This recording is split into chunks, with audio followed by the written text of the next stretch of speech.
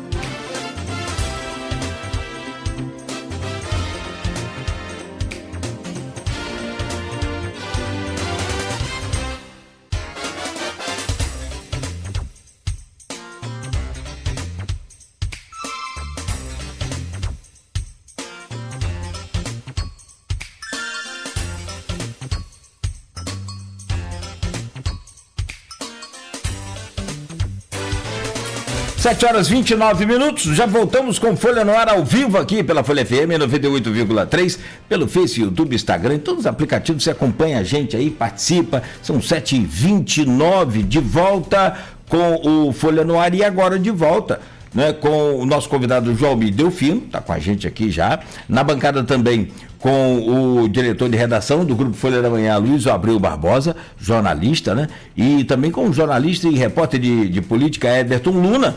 E agora sim, com a presença do Vitor Menezes, que é jornalista, assessor do Sindipetro INEF e professor da Uniflu. Ô, meu caro Vitor Menezes, obrigado pela sua presença. A gente falou aqui já, registrou aqui você. Aguardava a sua entrada aqui na nossa entrevista. Obrigado por estar aqui com a gente. Prazer falar com você, Vitor. Seja bem-vindo.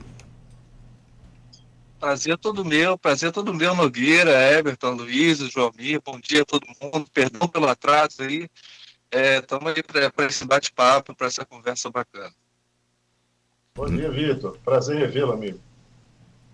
Boa. Igualmente, camarada, igualmente. Luiz, eu peço a você a gentileza de refazer a pergunta e a questão que você apresentou ao Joalmir, então, e a gente acabou tendo aquele problema no áudio, e agora com o Vitor também, e para os ouvintes que estão chegando agora, por favor. A gente estava falando, Vitor, a pergunta foi que abriu o programa, e no começo da resposta deu problema de áudio, o Joalmir aí acabou fazendo um intervalo estratégico, você acabou entrando, foi ótimo por conta disso. Relativo ao caso do STF, em que o ministro Alexandre de Moraes, numa investigação, o Flávio Dino, relator no STF, que tem que ter como objeto, né, como alvo, políticos do Maranhão, que alguns deles foram seus aliados, hoje são seus desafetos, né? E essa coisa de você ser relator de caso, em que você conhece pessoas, também é uma coisa que, né, talvez não fosse a mais desejável. Teve uma informação de um carro sendo utilizado, um carro do TJ do Maranhão, sendo utilizado para a família, Esse carro foi flagrado na praia. Um blogueiro do Maranhão deu informação. Moraes, com base no inquérito das fake news, está aberto aí há 7 anos, né? Um inquérito interminável. Tudo entra nesse inquérito. Ele quebra o sigilo da fonte do blogueiro, chega à fonte, né? E gerou uma reação muito grande de instituições de jornalismo, de jornais, jornalismo investigativo do Brasil e do mundo, né? E estava lembrando que o princípio constitucional, que é o inciso 14 do artigo 5º da Constituição Federal, não fala nem em jornalista, ele fala o seguinte: é assegurado o acesso de todos à informação, resguardado o sigilo da fonte, quando necessário o exercício profissional. Logicamente que está falando de médico, de advogado, de psicólogo, de pastor, de padre, né? Não é só jornalista. Enfim, perguntei a João Mir, né, que estava aqui presente, como é que ele via, quero que ele complete sua resposta e depois... Ok. O áudio está legal? Tá. Como eu tentei falar e estava com um probleminha aqui no áudio, mas agora o microfone de ouvido é ok, né? Então vamos lá. Como dizia, Luísio, eu, como todos nós jornalistas, ficamos, né, muito chateados, porque, na verdade, se não fosse aquele episódio lá em 2009, não traria tanta repercussão, pelo menos no nosso meio, né? Nós, profissionais da comunicação, nós da imprensa. Por quê? Em 2009, o ministro Gilmar Mendes, eu creio que foi até numa decisão monocrática, decidiu que não era necessário a exigência do diploma para o exercício da profissão de jornalista. Houve uma contrariedade muito grande naquele momento, e prevaleceu o que o STF quis. E ali, não sei se você se recorda, você tem uma memória privilegiada, ficou claro, vou falar aqui no português, claro, né, popular, que foi por conta de uma picuinha do ministro com um jornalista, naquela ocasião. Foi uma forma de tripudiar os profissionais de imprensa. E agora, por conta desse fato que você já explanou, o STF traz uma decisão contrária àquela decisão que o próprio STF adotou naquele momento, por conta de uma picuinha. Porque o caso foi uma denúncia contra um dos pares. E aí o Alexandre de Moraes, num gesto de protecionismo, dá essa decisão e causou essa repercussão, inclusive fora do país. Como eu dizia, a própria Associação Interamericana de Imprensa se manifestou de forma contundente, falando do risco, do perigo que uma decisão dessa natureza, por parte da Suprema Corte da Justiça, vem adotar. Então, ninguém esperava por isso, mas, como eu disse, parece, né, fica a impressão para a gente que é leigo, que a decisão do ministro é com base numa Constituição particular, porque ele tem, infelizmente, nesses últimos anos, dado decisões que ferem a Constituição e ferem o próprio ordenamento jurídico. Vitor? Luiz Nogueira, todo mundo. Eu acho que as entidades do jornalismo estão corretas nesse caso.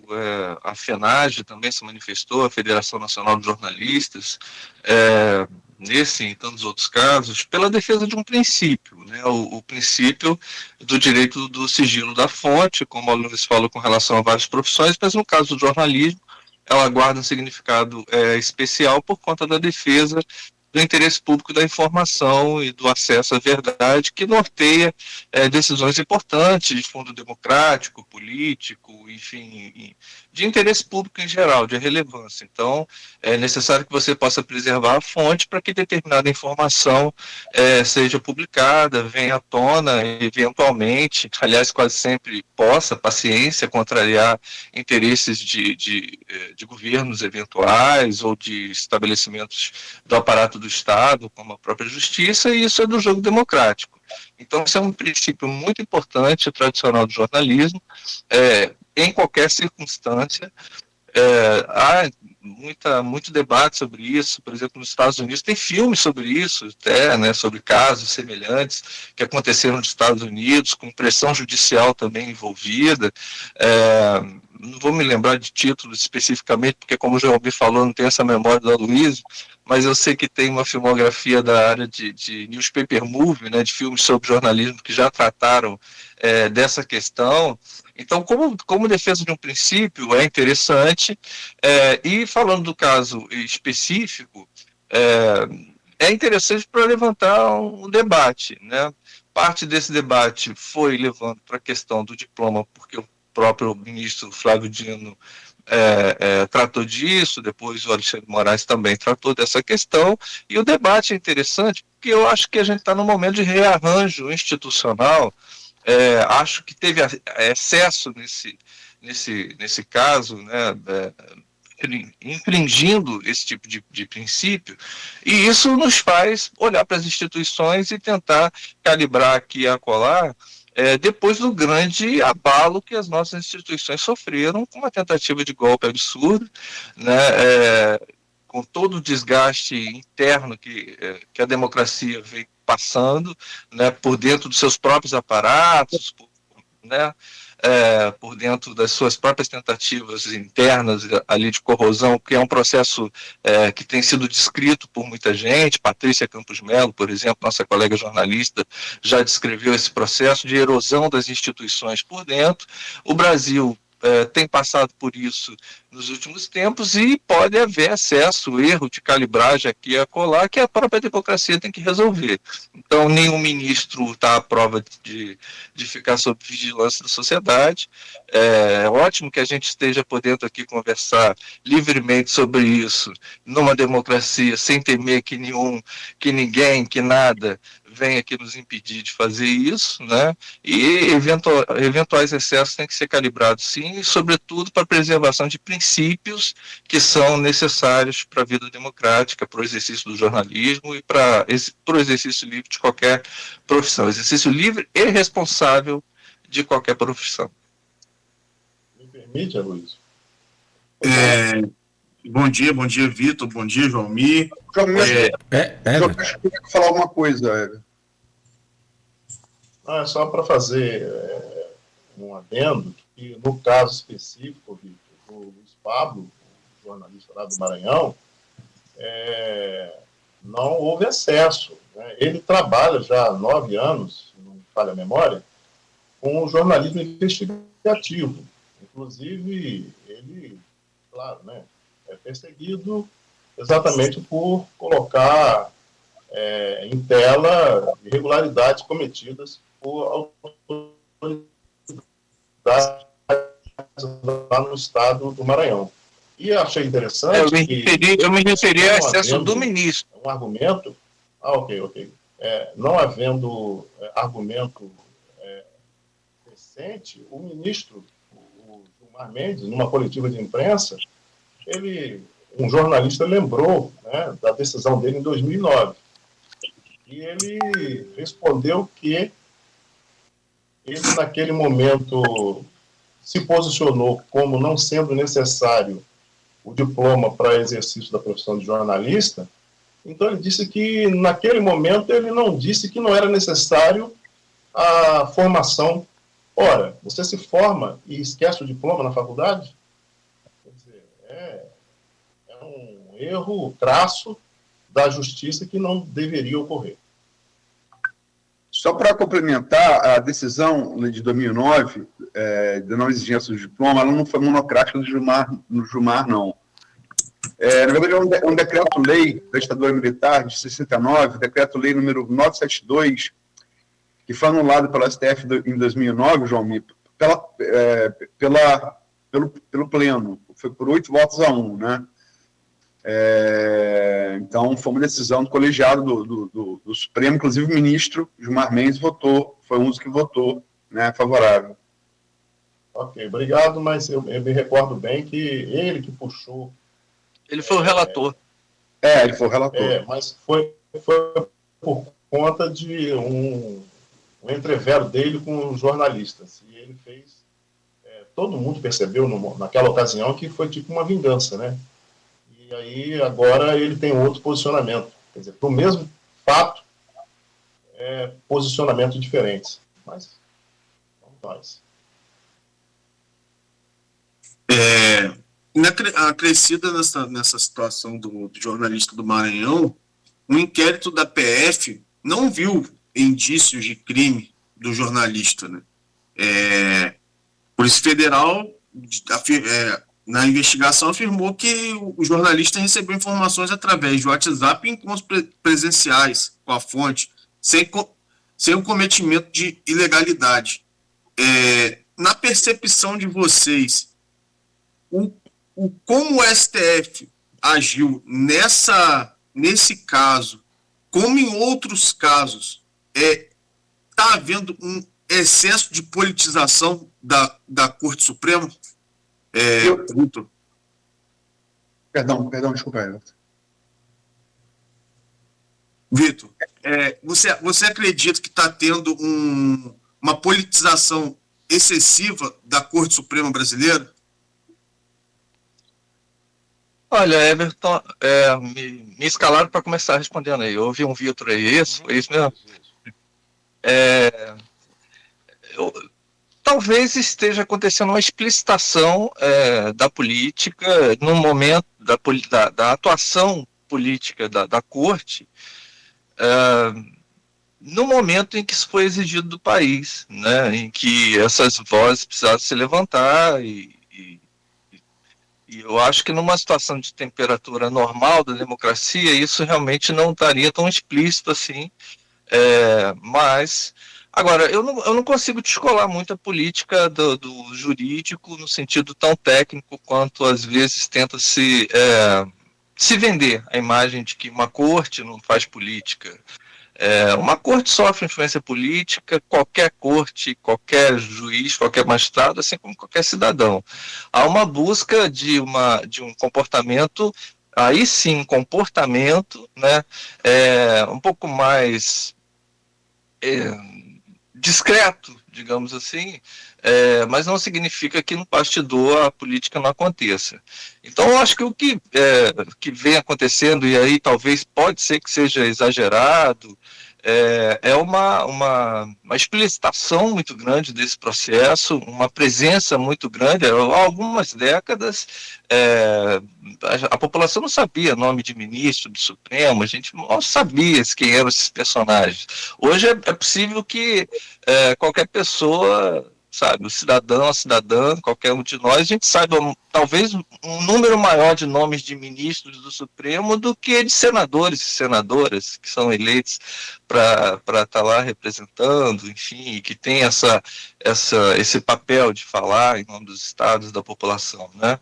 Então, de fato, essa pode ser uma outra anomalia que numa situação de maior segurança democrática que a gente tomara venha a alcançar, isso pode ser calibrado também, pode ser desfeito também, e a gente tenha no mundo ideal, não sei que mundo é esse também, né, no mundo idílico, no mundo supostamente perfeito de equilíbrio das instituições liberais funcionando de modo republicano e limpinho, né, não sei que mundo, que jardim sereno seria esse, de paz perfeita e estabilidade democrática, talvez só no mundo ideal, no sentido de idealizado, né, de imaginado, isso pudesse acontecer, porque nem nos modelos em que os liberais gostam de puxar isso de funcionamento, isso estaria acontecendo. Vide o caso dos Estados Unidos, né, onde também é muito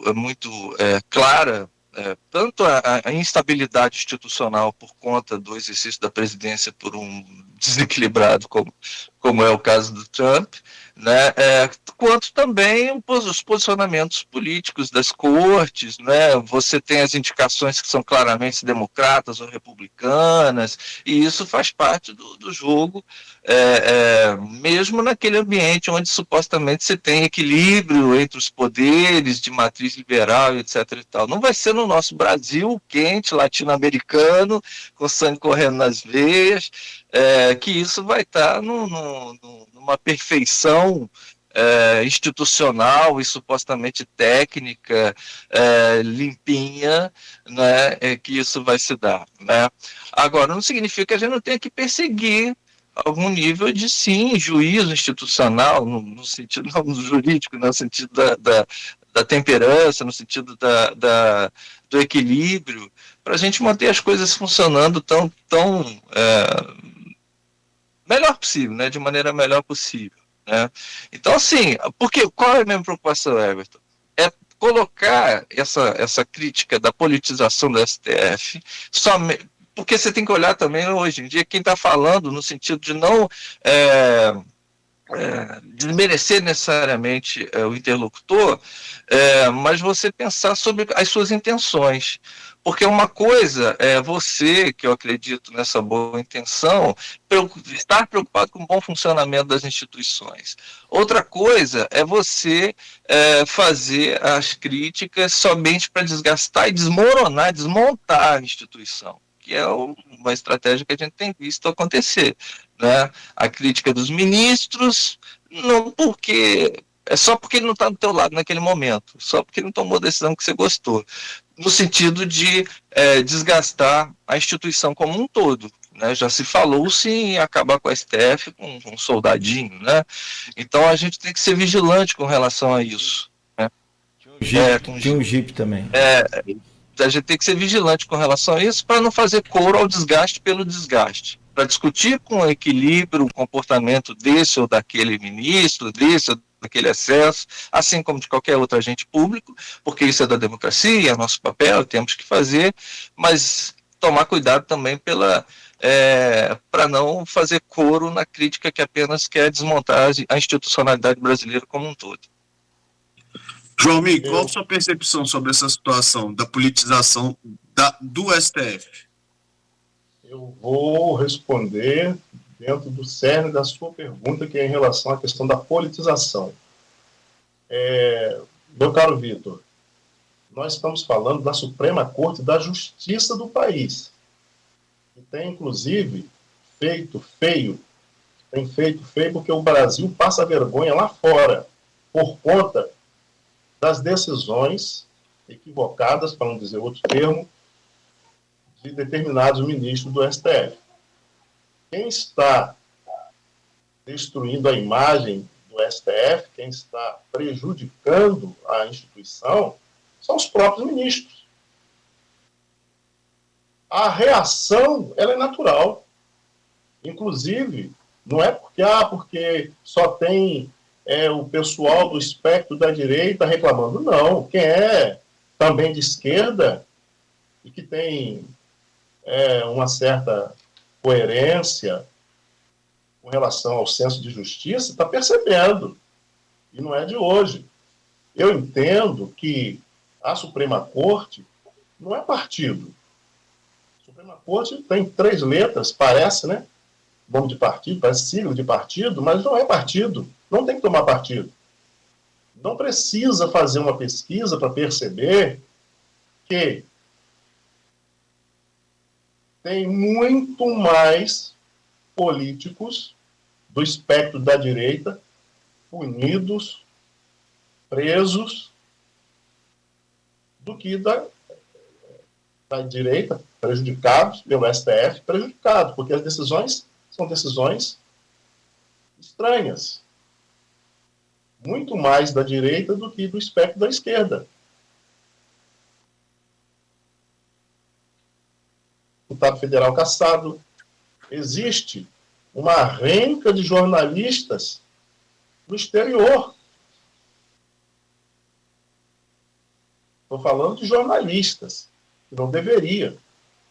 Estão lá no exílio, por conta do posicionamento de ministro do STF.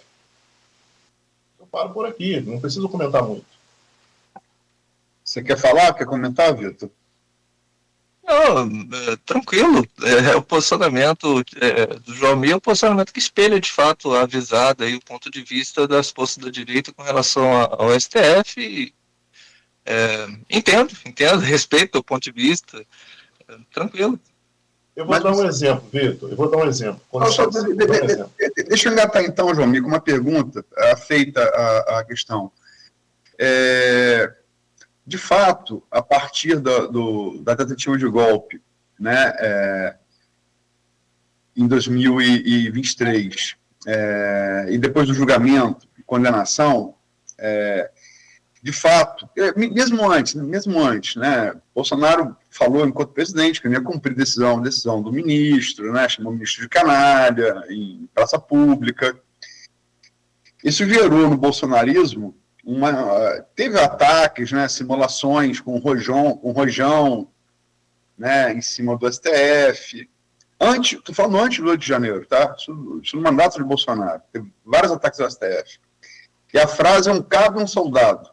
Eduardo Bolsonaro falou que para fechar o STF bastava um cabo soldado num jipe. Além do soldado tinha um cabo. A força era maior ainda. Né? Enfim, mas essa coisa, essa antipatia que o Vitor se refere, é verdade, ao STF, era uma coisa da direita bolsonarista. A partir, sobretudo, da denúncia da Malu Gaspar comprovada do contrato de 129 milhões do escritório da esposa de Moraes com o Banco Master, e explicações, confirmação meses depois desse contrato, e explicação. Até hoje, não se tem uma explicação para isso. Qualquer advogado que você conversa fala que esses valores são valores muito fora do mercado, dos praticados no mercado. E quando você olha para os serviços prestados, consultoria, você tem uma ação assinada pela Barça Moraes do Master e perdeu a ação. É a única que você tem. Isso passou, e pesquisas demonstram isso, a ser não mais uma pauta da extrema-direita golpista, mas uma pauta que chega à centro-esquerda e a setores da esquerda do PT, como o PCO, por exemplo, para citar os trotskistas do PCO. Isso não é mais uma pauta restrita. Eu falo nas críticas do STF, né? Não é uma pauta restrita à direita bolsonarista, ela hoje é mais ampla. Né? Como é que vocês veem isso? Só para complementar o debate. E aí, estava com quem a palavra, perdão, estava com o João Mir, não é isso? Eu acho, Luiz... Complementar, veja bem, eu dizia, né, que a reação ela é natural. Aí você menciona o fato daquela pilhéria, né, do Eduardo, que para fechar o STF não precisa de um pelotão, basta um soldado, um cabo e um jipe. Ali já era uma reação em função das irregularidades que estavam acontecendo.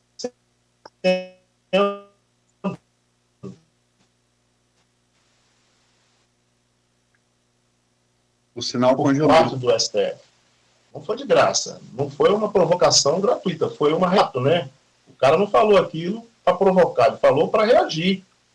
E desde 2018 já passou a existir um comportamento político do tribunal. E que, sinceramente, não é adequado, né? Vitor? Pois é, camarada João Mir, a natureza dessa reação, né? A reação de fundo golpista, reação de vou atacar a instituição, vou fechar a instituição, não vou debater o comportamento desse ou daquele magistrado, como a gente está fazendo aqui agora, e como a Luiz falou, inclusive vários setores da esquerda fazem.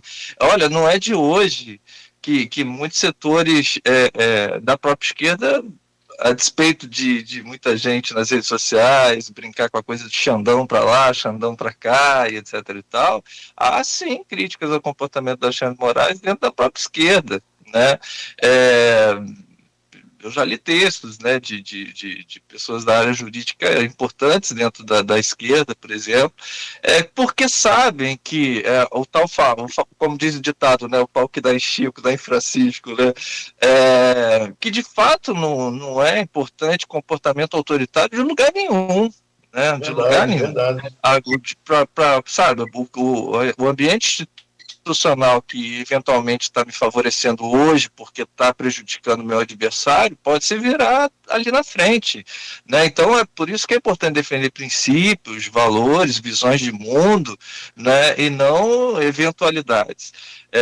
Né? Momentos, circunstâncias, né? Embora as circunstâncias doam na vida das pessoas diretamente, e de fato as reações acontecem, e isso também, em certa medida, faz parte da temperatura política, né, de um momento. Sim. Permitir uma pergunta. Posso fazer uma pergunta para você? Pode, por exemplo. Sim, eu não sei se a dinâmica do programa permitir, por mim, tranquilo.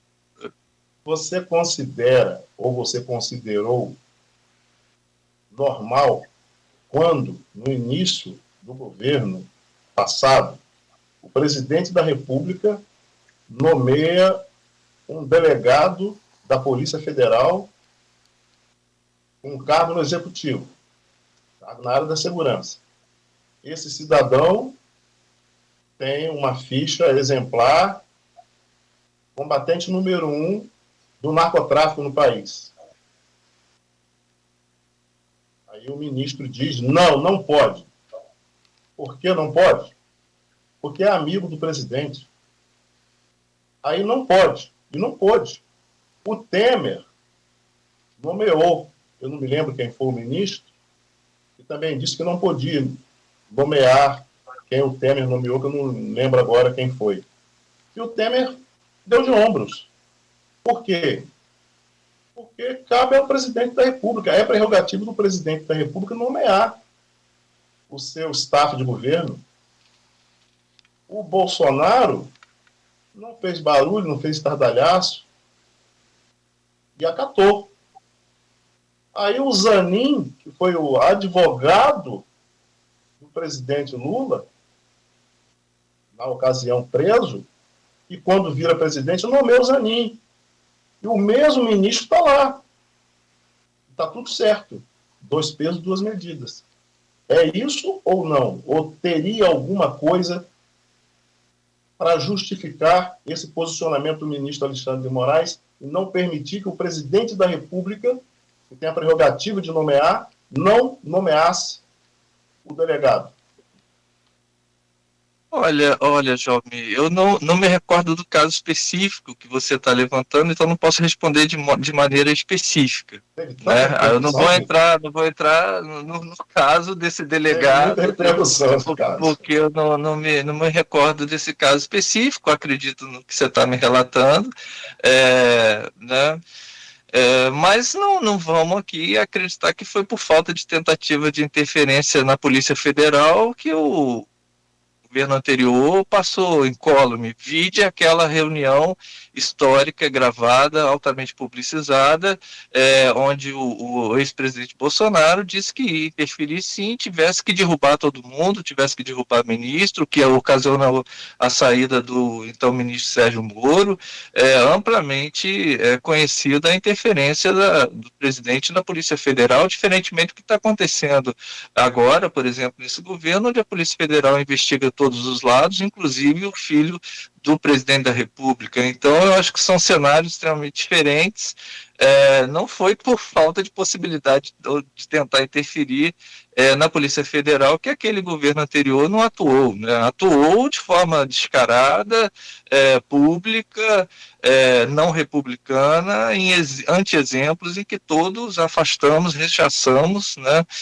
Que precisamos superar se eventualmente ainda estiver acontecendo aqui ou acolá, ou se vier a acontecer novamente, num comportamento altamente autoritário e antirrepublicano. Aquilo lá que aconteceu no país naquele momento, nesse aspecto e sobre vários outros, no que diz respeito à saúde pública, no que diz respeito à ciência, no que diz respeito à educação, no que diz respeito a N áreas da vida pública, essa questão do tratamento republicano da Polícia Federal, por exemplo, é um deles, são anti-exemplos a balde que a gente vai ter que levar para a história para nunca mais repetir, né? E agora, recentemente... Não, mas aí eu vou agora, você pediu para fazer uma pergunta, fez... A gente precisa retomar a pauta, porque senão a gente tem muito... Vamos virar debate aqui, debate. Não, o debate até... É só para lembrar que recentemente a Polícia Federal retirou os delegados que estavam atuando nas investigações sobre a relatoria do ministro André Mendonça e deu uma confusão tremenda lá, e o governo não interfere. Vamos lá. Só essa pauta aí dá uma semana de programa. Com vocês dois, então, fica muito bom. Só para lembrar, o fato que o João me se referiu foi a indicação de Alexandre Ramagem para diretor-geral da PF que Moraes pediu. Sim. Exatamente. Mas vamos lá, Nogueira. Vamos lá, vamos mudar para uma pauta mais tranquila. Quer dizer, só que não, né? Fala de Fluminense. Eu tava falando aqui, tava pensando aqui, como que o mundo polarizou as profissões. E polarizou e já existe esse meio que um rótulo. Nós conversamos aqui recentemente com um pastor de esquerda, deputado federal. O pastor Henrique, né? Teve aqui com a gente, Henrique Vieira, teve aqui com a gente, deputado federal, diz que... E aí quando você fala pastor, você já lembra logo, né, daquelas imagens de pastores defendendo a direita. Você fala de militar, você já está meio que linkando ele. Isso é um rótulo que se coloca, não necessariamente existe isso de verdade. E aí tem na nossa profissão. Como a gente está aqui na atividade todo dia, a gente sai daqui às vezes, o Aloysio fala muito isso, quando eu escrevo, quando a gente faz uma entrevista aqui com alguém da direita, a gente desce e os caras falam, vocês só levam gente da direita, vocês são tudo fascista. E aí a gente traz alguém da esquerda, nós somos vermelhos, nós somos todos comunistas.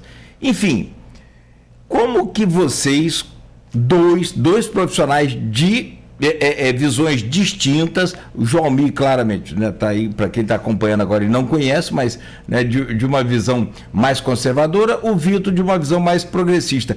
Como é essa questão de esse posicionamento, esse pensamento dentro do jornalismo?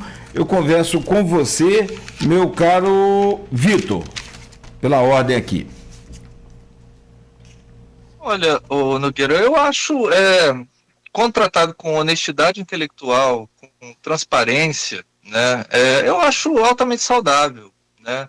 É engraçado como às vezes a imprensa brasileira se refere a veículos de comunicação de fora, da Europa, ou menos dos Estados Unidos, fala assim, olha, o jornal conservador, tal, o jornal de esquerda, tal, a TV republicana, Fox News, a TV democrata, CNN, tarará, né? E quando quer tratar da grande mídia aqui, fica com esse papinho de isenção e tal.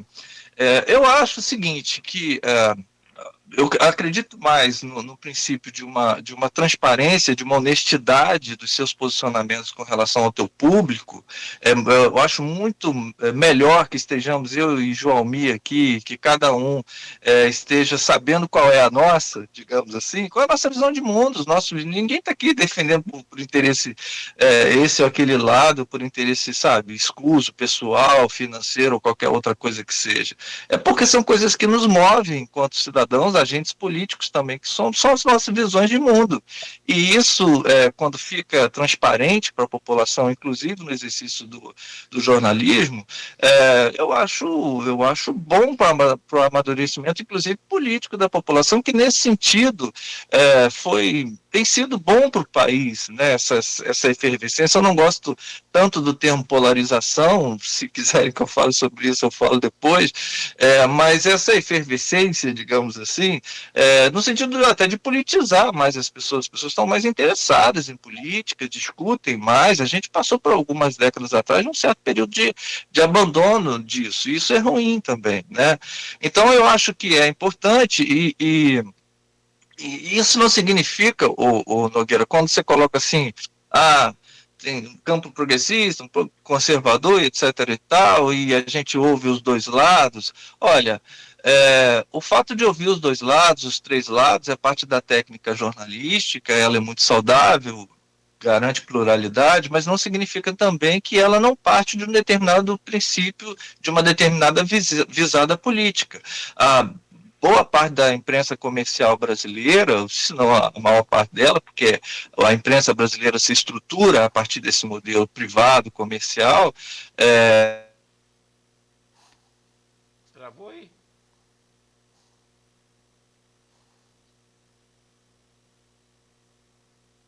Ponto de vista, é um ponto de vista político. Então você está falando de política também quando você escolhe essa ou aquela pauta. Ontem eu estava vendo, por exemplo, um VT de uma série que o Jornal Nacional está fazendo, ouvindo as pessoas sobre as eleições, né?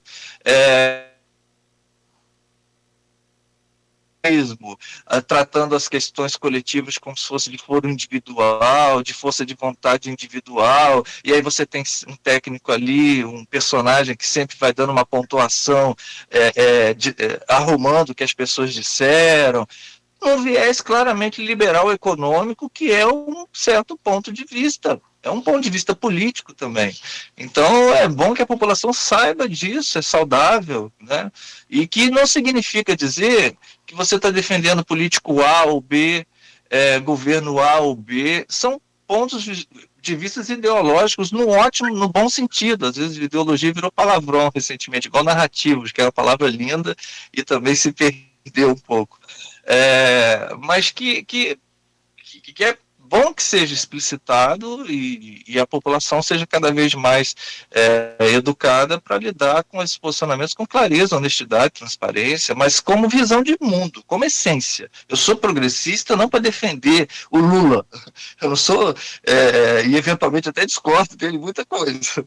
Eu não sou progressista por isso, eu sou progressista porque me constituí socialmente num coletivo, também não é uma vontade individual, é menos individual do que a gente pensa, é um contexto, é uma história que me levou a isso, que me faz acreditar em determinados modelos de sociedade que considero que nos levarão à justiça, à paz, ao amor, à boa convivência entre as pessoas, se a gente caminhar nesse sentido. Provavelmente o Joalmir acredita também que chegaremos a esses bons valores por outro tipo de caminho. E isso eu acho ok, que bom que seja assim.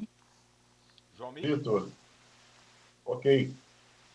Nessa sua fala, eu faço minhas as suas palavras. Há muito tempo, esse posicionamento da imprensa nos países democráticos da Europa, Estados Unidos, sempre foi muito claro. E eu sempre achei estranho, exatamente como você pontuou, que quando você tem um canal de TV, um jornal, uma emissora de rádio, e se posiciona politicamente, vem a crítica. E aí a gente fala, não, mas isso aí faz parte da politização, isso é bom, realmente é bom. Mas não é tão bom porque eu creio que, em vez de ficarmos só na politização, nós estamos sofrendo com a polarização, que não é bom. Mas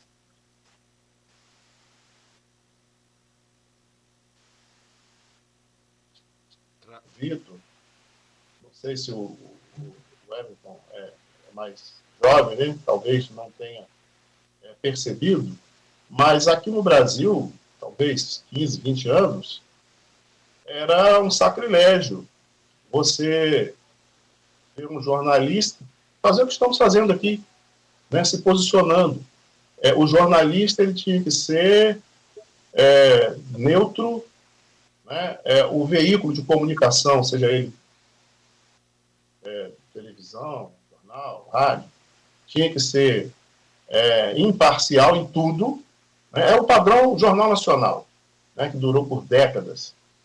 E hoje não, hoje todo mundo se posiciona. Aliás, eu sou um rato de notícia, né? Eu fico atrás de notícia o dia todo, sempre que eu posso.